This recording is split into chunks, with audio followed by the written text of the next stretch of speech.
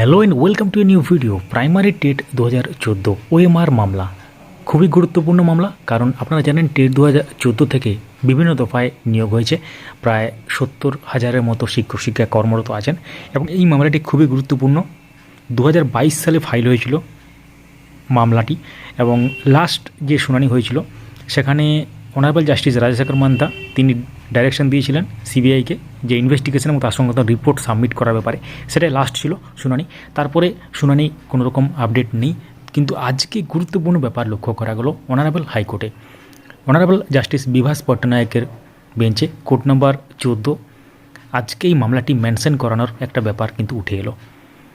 Advocate Dibyendu Chatterjee sir তিনি কিন্তু অনলাইনে ছিলেন ভিডিও কলে এবং তার জুনিয়র মহামান্য হাইকোর্টে উপস্থিত ছিলেন এবং যখন তিনি এই মামলাটি মেনশন করাতে যান তখন প্রথমে জুনিয়র অ্যাডভোকেট বলেন যে সিনিয়র অ্যাডভোকেট মামলাটি মেনশন করাতে চাইছেন অ্যাকচুয়ালি। তো তিনি ভিডিও কলে উপস্থিত থাকেন এবং অনারেবল জাস্টিস বিভাস পট্টনায়ক তিনি ব্যাপারটা শোনেন এবং জিজ্ঞাসা করা হয় যে কোন সালে মামলাটি ফাইল হয়েছিল।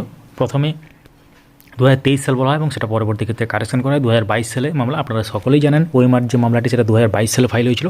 বিভিন্ন অনারেবল জাস্টিস তাদের এজলাসে শুনানি হয়েছে এবং আলটিমেটলি এই মুহূর্তে আপনারা জানেন শিক্ষা সংক্রান্ত যে মামলা এবং প্রাইমারি রিলেটেড যে মামলা সেটা কিন্তু অনারেবল জাস্টিস বিভাস পট্টনায়কের বেঞ্চে শুনানিগুলো হচ্ছে।